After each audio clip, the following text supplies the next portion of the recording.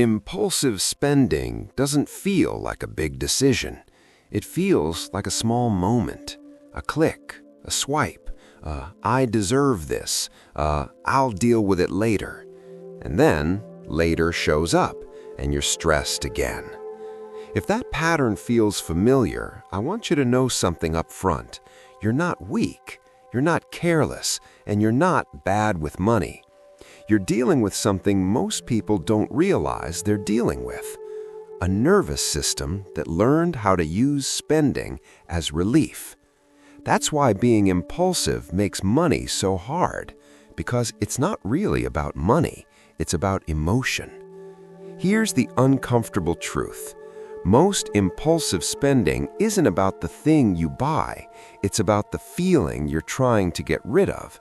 Stress, boredom, loneliness, feeling behind, feeling like your life isn't moving fast enough. Your brain doesn't want a budget. Your brain wants relief. And spending is one of the fastest forms of relief we have. It changes your mood instantly.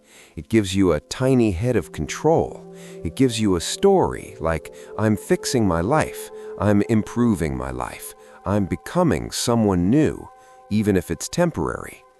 So when you try to stop impulsive spending with willpower, it often fails, because you're not just resisting a purchase, you're resisting a coping mechanism. And coping mechanisms fight back. That's why discipline feels like it disappears in the exact moments you need it most. You can be responsible for 5 days straight, and then one bad afternoon hits. A stressful day at work, a fight, a boring weekend, a scroll through other people's lives, and suddenly your brain is searching for the fastest exit, not a plan, an exit. That exit is impulsive spending. And here's what makes it worse. Modern spending is frictionless. In the past, you had to drive somewhere, hold cash, talk to someone, feel the cost. Now you can spend while you're tired, while you're emotional, while you're in bed, while your brain is half asleep. So the real problem isn't that you're impulsive. The problem is that your life has been designed to monetize your impulses. And if you don't build a system, your money will keep leaking through emotions. So let's talk about how to fix it.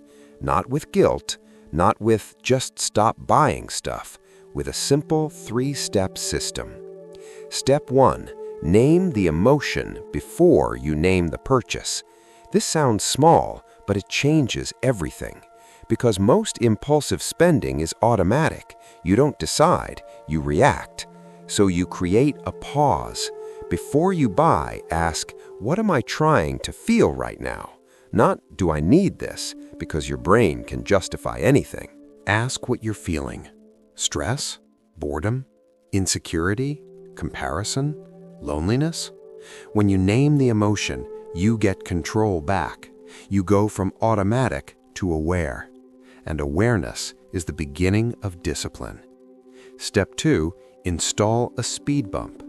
You don't need perfect self-control. You need friction. A speed bump is anything that slows the impulse down long enough for your rational brain to show up. Here are a few that work.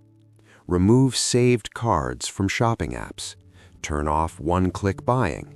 Log out after every purchase. Keep your shopping apps off your home screen. Use a separate card for fun spending only. That's not being extreme. That's building a system that protects you when you're emotional. Because you won't be rational 24/7.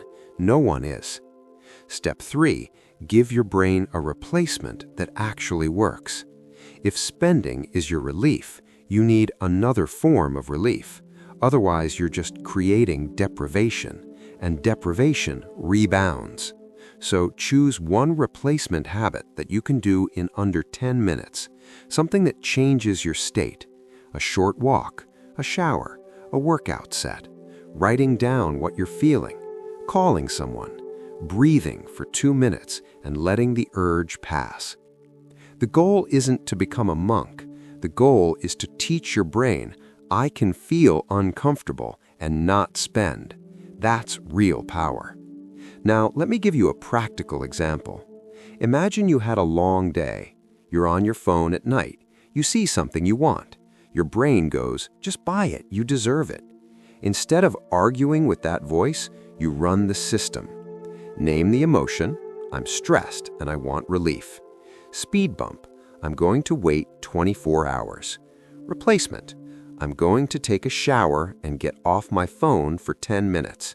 That's it. Not dramatic, but effective. And here's what happens over time. You start collecting wins, and those wins change your identity. You stop seeing yourself as impulsive. You start seeing yourself as someone who can pause, someone who can wait, someone who can choose. And that identity is what makes habits stick. Because money gets easier when your emotional leaks get smaller, not when your income magically changes. One more thing that matters. If your impulsive spending is coming from feeling behind, then you need to fix the comparison loop too, because comparison creates anxiety, and anxiety creates impulses. This is why it all connects. Your financial life isn't just math, it's emotion, identity, and environment. So here's the takeaway. Impulsive spending is hard because it's not a spending problem, it's a relief problem. Fix the relief and the money starts to improve. Name the emotion, install a speed bump, replace the relief. Do that consistently and you won't need motivation. You'll have a system. If you want help turning this into daily action, the link to 30 Days to Build Wealth Habits is in the description. It's a guided challenge to build money habits that actually last.